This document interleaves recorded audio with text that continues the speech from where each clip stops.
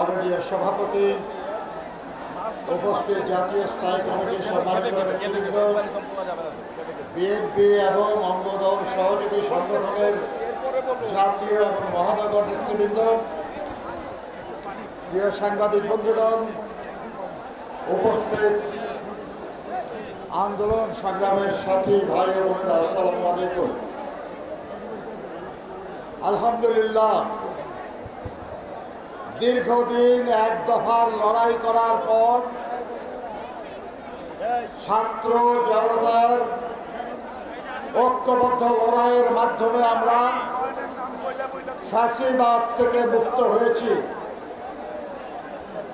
একই সাথে আমরা গণতন্ত্রের মাতা দেশনেত্রী বেগম খালেদা জিয়াকে মুক্ত অবস্থায় আমাদের মাঝে ফিরে পেয়েছি। আমরা আল্লাহর কাছে প্রার্থনা করি যেন যত শীঘ্র সম্ভব আমাদের প্রিয় নেতা, আমাদের ভাই দেশনায়ক তারেক রহমানকে যেন আমাদের পাশে আমরা দেখতে পাই।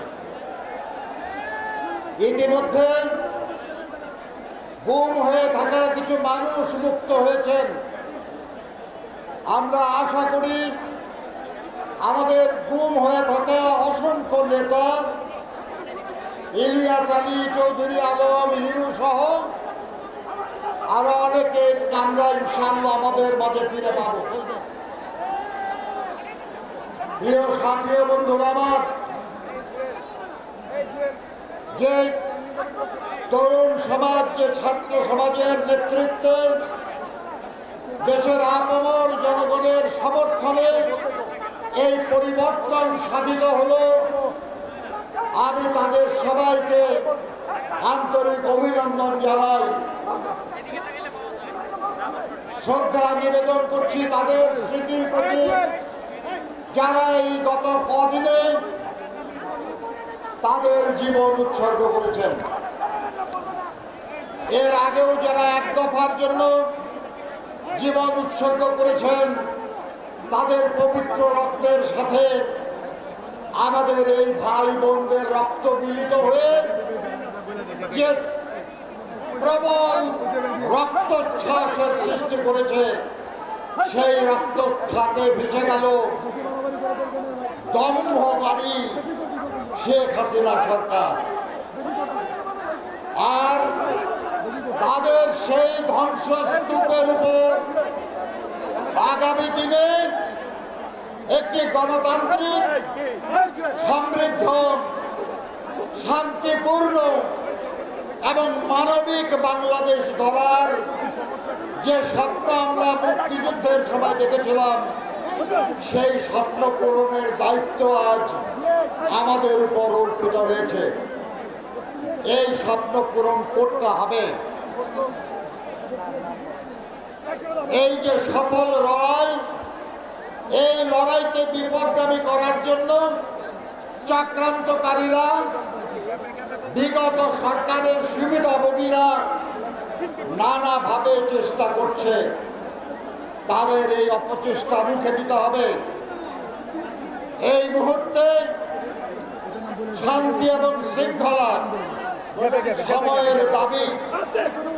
কারণ আমরা স্বৈরাচারের পতন চেয়েছিলাম, এক দফার লড়াই করেছিলাম, শুধু এই সরকারের পতনের জন্য নয়। আমরা চেয়েছিলাম এই ফাঁসিবাদী স্বৈরাচারী সরকারের পরিবর্তে অবাধ, সুষ্ঠু, নিরপেক্ষ নির্বাচনের মাধ্যমে জনগণের কাছে জবাবদিহিতা করবে, জনগণের কাছে দায়বদ্ধ থাকবে এমন একটি দেশপ্রেমিক সরকার গঠন। আজকে যে প্রক্রিয়া চলছে, এই প্রক্রিয়ায় তেমন একটি নির্বাচনের পরিস্থিতি তৈরি হবে এবং সেই পরিস্থিতিতে আগামী দিনের সেই নির্বাচনের জন্য আমি এখন থেকে আপনাদেরকে প্রস্তুত হওয়ার আহ্বান জানাই। আজকের লড়াই আর ফাঁসিবাদের পতনের না, কারণ ফাঁসিবাদ পতিত হয়েছে, দাম্ভিক শেখ হাসিনা পলায়ন করেছে। আজ আমাদের কাজ হলো দলকে শক্তিশালী করা, অঙ্গ সংগঠন সহযোগী সংগঠনগুলোকে শক্তিশালী করা, জনগণের সঙ্গে সংযুক্তি বাড়ানো, তাদের মধ্যে আমাদের আদর্শের কথা বলা, শহীদ জিয়ার আদর্শ, দেশনেত্রী বেগম খালেদা জিয়ার আদর্শ, দেশনায়ক জনাব তারেক রহমানের আদর্শ।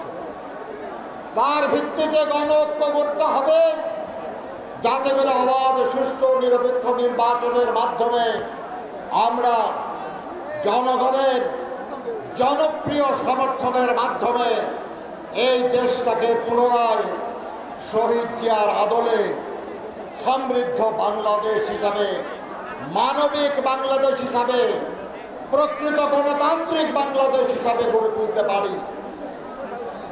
আমার বয়স হয়েছে, কিন্তু তারপরেও মুক্তিযুদ্ধ করেছিলাম, ওই আকাঙ্ক্ষা এখনো বুকে ধারণ করি।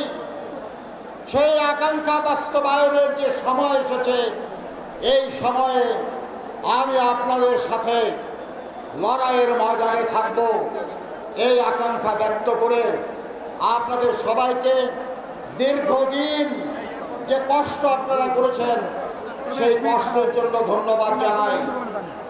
এদেশের কৃষক, এদেশের শ্রমজীবী মানুষ, এদেশের ছাত্র সমাজ, এদেশের যুব সমাজ, এদেশের নারীরা সবাই একটা পরিবর্তনের আকাঙ্ক্ষায় বুক বেঁধে আছে।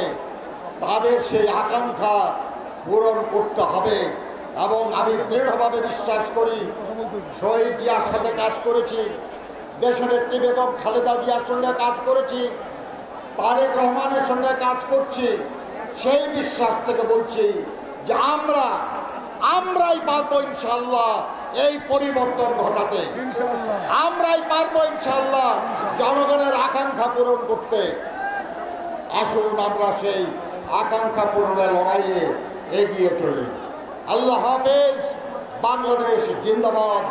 শহীদ জিয়া অমর হোক। বেগম খালেদা জিয়া জিন্দাবাদ। দেশনায়ক তারেক রহমান জিন্দাবাদ।